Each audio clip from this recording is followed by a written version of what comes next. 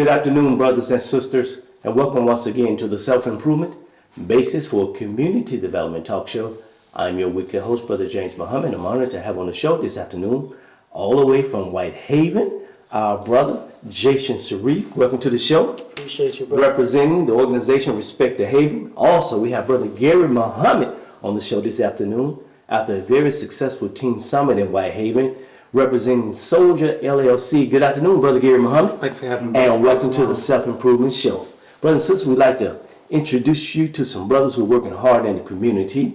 First, we'll start with you, Brother Jason Sharif. Yes, sir. Yes, sir. Respect the Haven. Yes, sir. Now, I'm a South Memphis man. All right, all right.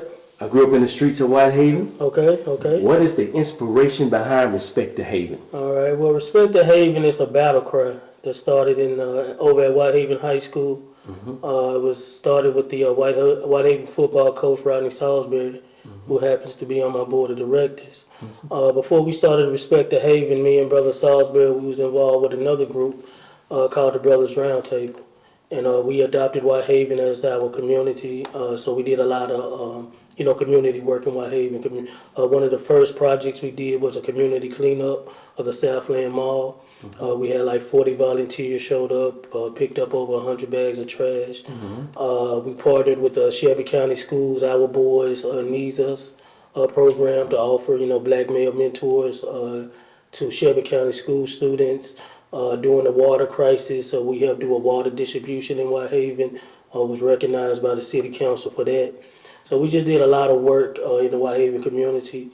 After breaking from the Brothers Roundtable, I really didn't have a desire to start anything else, but just talking to Coach Salisbury, he was just like, man, we got to continue, what we was doing in Whitehaven. You just sit back, reevaluate what you was doing and just come up with a new game plan.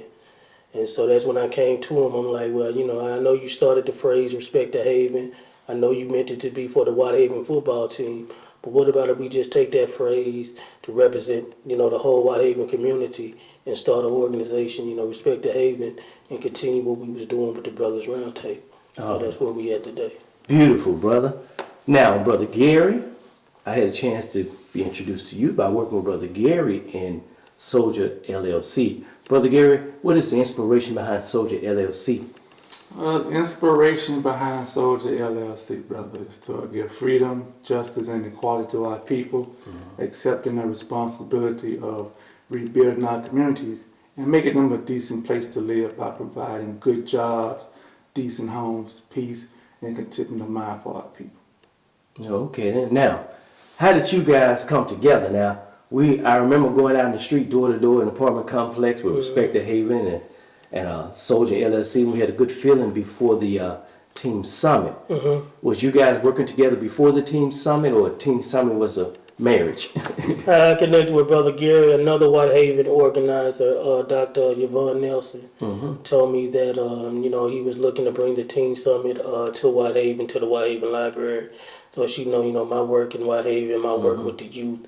So she connected us together. We both Muslims, so that even made it even better. So, yeah, we've been working ever since. So. Well, as we say, all praises due to Allah. Yes, all praises due to Allah. Now, I was honored to be at the first team summit in Whitehaven. It was a beautiful turnout, a beautiful event. Brother Gary, what was your inspiration behind the team summit? Why a team summit first? Well, I'm a school resource officer, and I work with the public schools, man. It's like, in my humble judgment, the public school has become a criminal enterprise, man. Children graduating, they can't read, we don't have social skills, and a lot of the reason why the crime rate is so high in Memphis is because the youth have a lack of conflict resolution skills. And being in that environment, seeing what's going on, seeing our children with a target, I wanted to do something. So I would target the so-called troubled youth, the baddest of the baddest, pull them aside, take them out for some pizza, to build a rapport with them. And I was looking for a place to, host, I guess you would say, our mentorship, somewhere to meet and be with the youth. And one day at study group, you was talking about a sister had a building. So I went to the sister in protocol to verify did she know anything about it. And she was like, I told her, I'm trying to do some things with the youth. Get together with the children. She was like, we trying to do the same thing. And we had I brought some youth out from the school, and they brought some of their children out, and we had dinner, and we was communicating with the children. And after dinner, she was like, we need an event. And I was like, well, Team Summit. And that's what birthed the first one. And now I'm working on the second one. Working on the second one. Now, respect to Haven. You was telling me that it was already in the back of your mind to bring back the old Teen Summit from the BET show. Right. Now, those old school guys know something about that. Yes, Y'all sir. folks don't know anything about the old Teen Summit. Right. Yes, sir.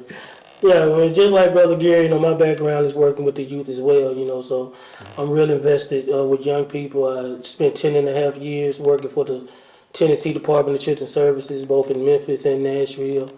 I was a CPS investigator, a juvenile justice probation officer, all the way to a juvenile justice regional coordinator in Davidson County. I taught school at Craigmont Middle School. I was a youth counselor at youth villages. Started the Boys and Girls Club at Westwood High School. And I'm now a neighborhood organizer for a nonprofit called Whole Child Strategies. We work in Klondike, Smoky City, where we work with the schools in that area and the families addressing the out-of-school barriers to keep those kids from coming to school every day. So I'm always invested with the youth. Again, I had in my mind, doing the Teen Summit, with just the young people involved, having a young guest host and, have the teenagers on stage and they're, discussing the issues of their day. So like I said, when he came to me, with the idea of the Teen Summit, that's why I jumped behind it, help promote it, help support it, because I think it's something definitely, needed.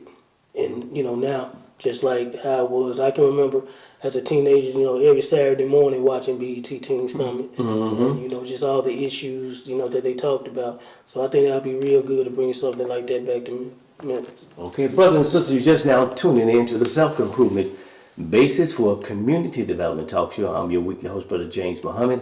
I'm honored to have on the show this afternoon Brother Gary Muhammad from Soldier LLC, and we have Brother Jason Sharif from Respect the Haven. Yes, now, you talk about our youth. When they turn on the news, we see Memphis is a high crime area, Shelby County. Should we give up on our youth? What is the root of the problem? Because it seems like when you listen to the community, they say, lock them up, lock them up, lock them up. We have to do something about crime, but nobody seems to know what to do about crime. I think the root of the problem is the village, it's the community. Whenever I hear a conversation about, teens or about violence and, how they say it's the youth, I'm like, well, I want to see some data. I just don't want to automatically say it's the youth, committing all these crimes. Even back when we was growing up, Tupac and Me Against the World, back in '95 when I was a teenager, he said unless we shoot it, no one notices it's the youth. So we've always used the youth as our scapegoat, and but like Minister Abdul Mutaka said, at the Teen Summit, this generation is the best generation we have, and that's why we need to have the Teen Summit. We need to listen to them. Well, it's funny. You got all these conferences that I've been to, and all these summits I've been to about violence and about the youth. They don't have the youth. The youth is not at the table. The youth is not taught. The people need to hear it. Exactly. So we need to bring the youth to the table and let them, listen to their solutions. So that's why I'm looking forward to doing things like the Teen Summit and bringing young people to the table and let them have a voice instead of us as adults constantly just talking and saying what they need. Let them tell us what they need. Brother Gary of Soldier LLC, he said, bring the youth to the table. Somehow you figured out how to get the youth to the table. What strategies did you use to get them to come out to the meeting? Because it's hard getting our young people to come out to something and listen to adults, for one thing. They're too preoccupied with social media, smoking that weed, and we just got to be honest, right? But you had a nice showing at the Team Summit over there at Whitehaven Library. I think the most important thing is just, I guess I'm in a unique position being a school resource officer. It's just building a relationship with the children, connecting with them, over the years before we even had the Teen Summit. And just going out to the communities, talking to them, showing them that we are sincere about solving the problem, because I think the big problem of the crime rate in Memphis is really poverty, and one of the effects of poverty is under-resourced schools. And we know from experience that our schools are under-resourced. You know, like I said, they are just pushing the children through the schools just to get them out. They don't want to fix the problem. They're graduating, but they're not really developed and prepared to go out into society to be a productive human being. So I just engage with the students in my environment. You know, I talk to them. I don't talk at them. I don't talk above them. You know, man to man, woman to woman. And I think they feel that I'm sincere. And I think that was a big part of getting them to come out. Okay, I think that's the root of the problem. Our children don't feel the sincerity, the genuine care for them. Right. There's many organizations out there, LLCs, 501c3s, everybody's getting money. They have a party at the park and bring out toys and blow up, and then they go about their business. But there's no consistent engagement with our young people. Our young people wants to be heard. They want us to know about their hurt and their pain. What part can parents play in this, working with our young people in this team summit? Well, not only parents, but adults, periods, you know, father figures, mentors. You know, one thing I try to do is just keep engaged with the kids and just talk to them, especially in Whitehaven. You know, if I'm in a gas station, I was in a gas station the other day and a kid was talking about, man, I'm stressed and I have trouble sleeping. And I'm like, how old are you? He's, you know, I'm 13. And we just start talking, you know, just engage and talk. Don't be afraid to talk to our youth, to ask some questions, you know.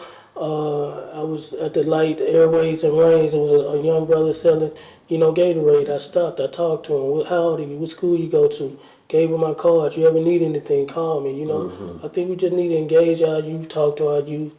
Don't be afraid of our youth. I remember back in 2016 when I was still living in Houston, and I came home over the Christmas break.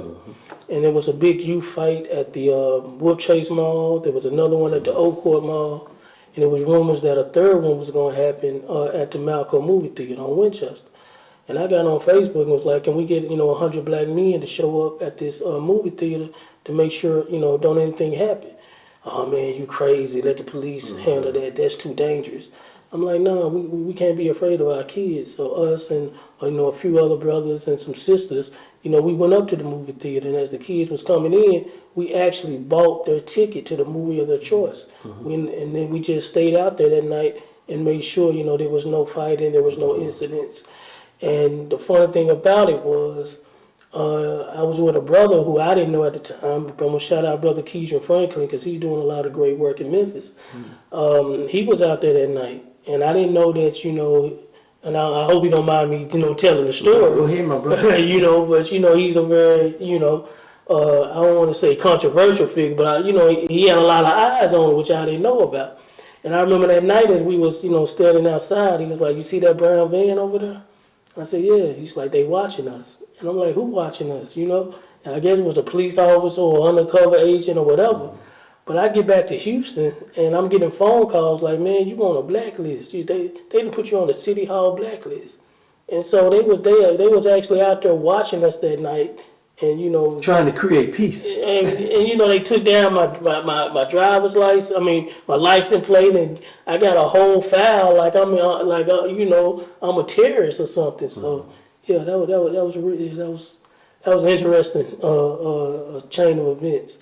But yeah, but I just think we just need to engage our youth. Don't be afraid of our youth. And, you know, talk to our youth and just meet them where they're at. It's interesting because, you know, maybe you was interfering with a process.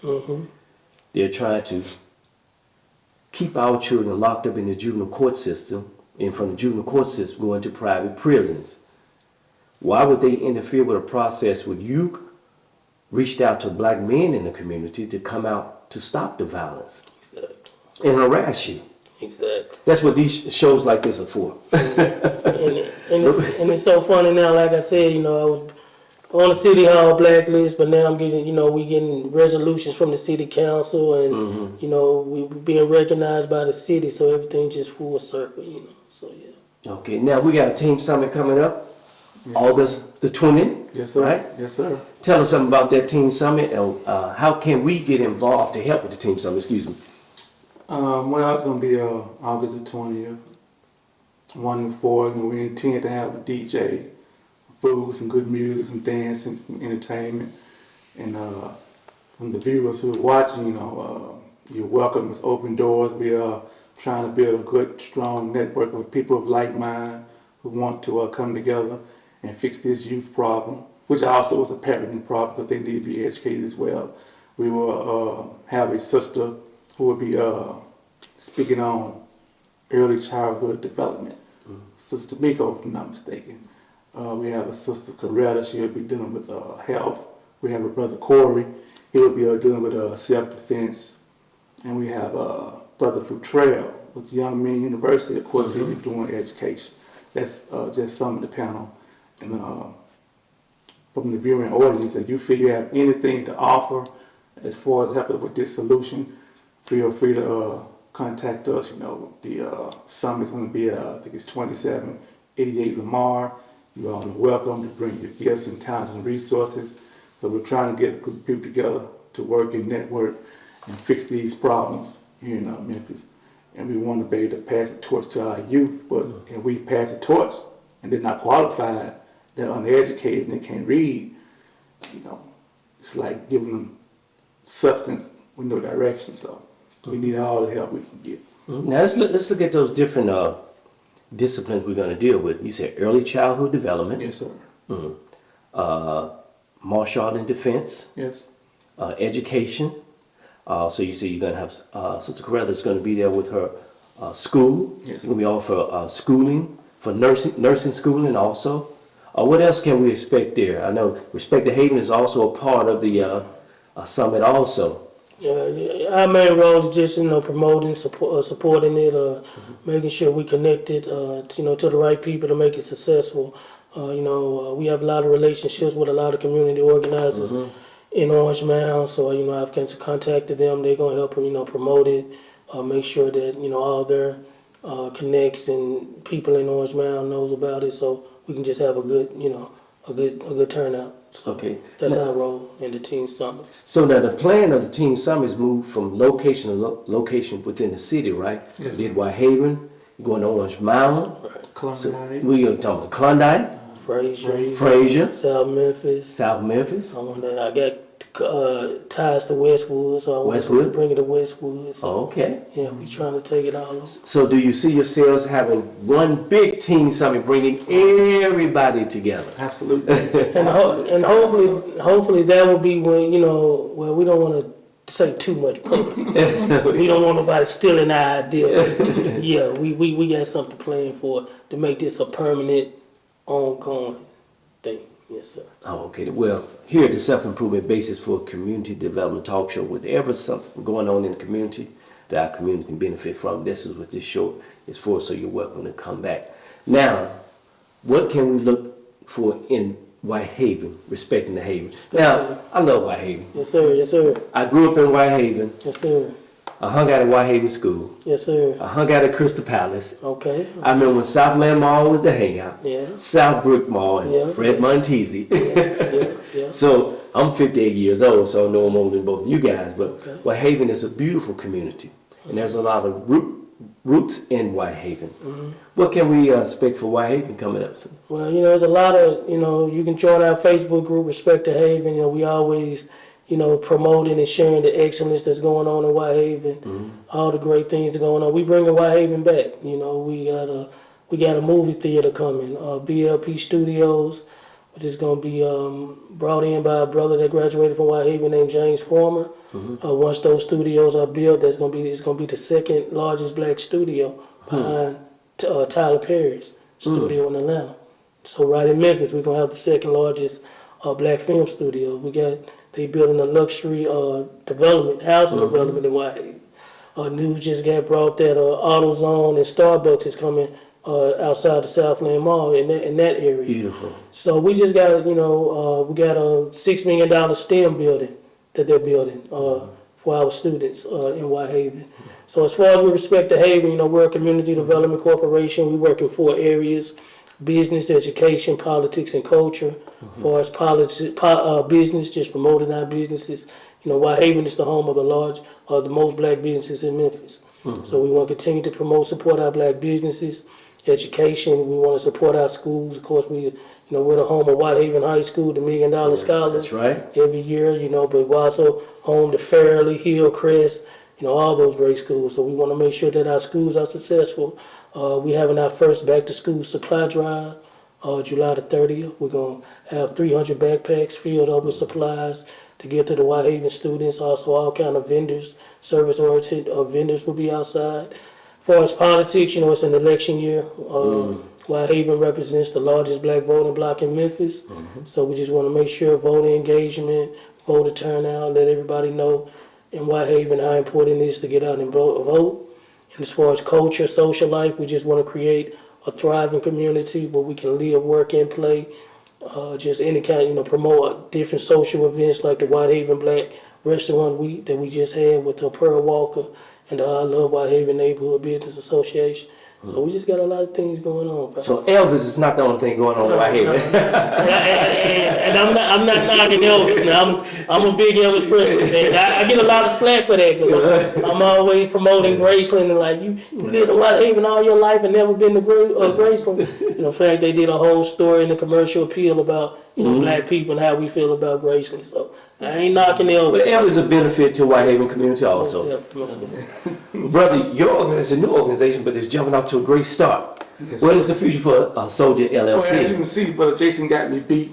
I got to catch up because some of the other aspects of it, I want to get into economic empowerment. We want to get together and create black-owned businesses to create jobs, to hire the people in the community. But the thing about it, this is unique. We want to create businesses that serve the community. I don't want to do a business where an individual gets rich. Say we open up a cleaner or a bakery or a car repair shop and we do $1 million a year. We might take about $800,000 and reinvest back into the community and the other pay salaries. So when the people see that we're doing something for them, it makes it easy for them to support it. So it's about sharing the wealth and not letting the majority of the wealth be in the hands of the few. So we want to develop, a Ministry of Agriculture. Get to learn to grow our own food because what ain't good if we save our youth and they're not healthy. We need a Ministry of Defense. So what ain't good, we got our youth, we can't protect them. So everything we build, we want to protect. We want to grow our own food. We want to get a justice ministry because the youth, they're most definitely not getting justice under this system. So it's a big work. It's a big field for the wide awake man to work out and woman. So in the listening audience, if you got business skills, you can do numbers, you can help build businesses, hire out people in our community, please make yourself available. Speaking of business and economics, I got to shout out my brother Michael Harris of the Greater Whitehaven Economic Redevelopment Corporation. We do a lot of partnership together with business and promoting business and economic development in Whitehaven. So I know he's like, man, you shout out everybody else but me, so let me make sure. All right. I say his name. We'll have to make this a Whitehaven show after a while. Brothers and sisters, you're just now tuning in to the Self-Improvement Basis for Community Development Talk Show. I am so honored to sit here with my brothers this afternoon and build this relationship with Soldier LLC, also Respect the Haven. And we're missing one other brother that was brought into the circle, Dr. Fertrell of Young Men's University. And as I sat back, at the summit, I just got a good feeling because black men have to get out and take control of their environment. Absolutely. Begging time is over with. No one's going to change our condition. We must put pressure on our politicians. This is a voting year, and we must hold them accountable, especially in the Whitehaven area. Yes, sir. Because there's so much potential in the Whitehaven area. Yes, sir. So we want to make sure we focus on this election. Vote your conscience. We're not going to push any particular candidate, but we know we have to get out and vote. But I'm going to say one thing. Walk out of your house, look to the left, look to the right, look in front of you, looking back to you. If you don't like what you see, then you can make a change I tell by going to the booth and voting. I tell people all the time, you don't like the city council person, you become the city council person. You don't like the police, you become the police. We have to, take ownership and control, of our community. So, And one thing I noticed, during this election year, I call it the lying season. Everybody's, telling their lies, and they're going to disappear. But you can see the difference in communities. You can go under the freeway and road construction stops.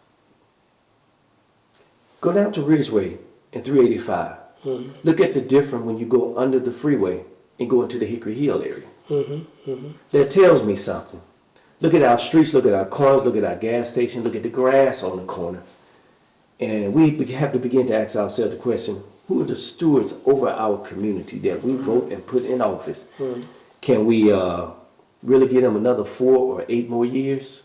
Well, I think we as their constituencies in taking back our communities, man, we can't be timid. You know, we gotta hold these people and ourselves accountable and make them feel very, very uncomfortable when they turn their backs on us. Because when you go into the white community and you violate, like you say, a man's gonna stand up. When you come in our community and violate, you know, we have this Negro mentality, you know, where as long as you don't bother me and mine, or we don't snitch, we have to rethink our thought process. As men and women, we must stand up courageously and be willing to fight, die, and kill for our children. Me personally, I'm willing to put my life on the line if I turn my back on my people. We dying anyway. You know, it's not about the dollar with me. You know, whether you're rich or poor, the conspiracy. As long as we in this coat right here, the conspiracy gonna get us all eventually. So we just got to be accountable and hold our people we put in office accountable, hold our leaders accountable, and make it very uncomfortable for them when they fail in their promises and making our communities better. So you said fight and die for our children, just like our brother saying when he called the men to come out to the mall or to the movie theater to stop a gang fight. They're like, "What, you crazy, man? What you Crazy, doing? huh? We can't be afraid of our kids, man." Yeah, and if the cops show up and shoot one of our kids, then we show up at protesting. He said, "Let's get involved before the police get involved." There you go. Let's get involved. But it's our own community. Well, in closing, brothers, this team summit is coming up August the 20th, from 12 to 4 at the Harriet. 1 to 4, excuse me, at the Harriet House. We're gonna have this. We're gonna talk about things like early childhood development, right? Absolutely. Defense, Absolutely. education, Absolutely. how to eat to live. Absolutely. Oh, now you being humble, brother. I know now. You were the first time that you did your piece. We gonna talk about drugs. Okay, that's very definitely that. So you have plans for that for this summer? Yes, sir. Well, and for our audience, we're looking at the condition of our community, and we're trying to address the needs. So we know there's teen pregnancy in our community. We know we have drug problems in our community. We have an educational problem. We have a unity problem. So we're trying to answer these problems with the youth, right? Yes, sir. There we go. We're starting with the youth. Yeah. But we want to hear from the youth also. Right. This is not adults talking to youth and preaching to them. We want to hear from them. We want them to speak up. Yes. Because they're carrying a lot of hurt and pain, which leads to a lot of drug problems. Yes, sir. Absolutely. Young lady told me I smoke weed because I'm going through a lot. It helps me calm my nerves. But we don't know. People putting all type of chemicals and fentanyl into the weed. You know, I'm telling my age.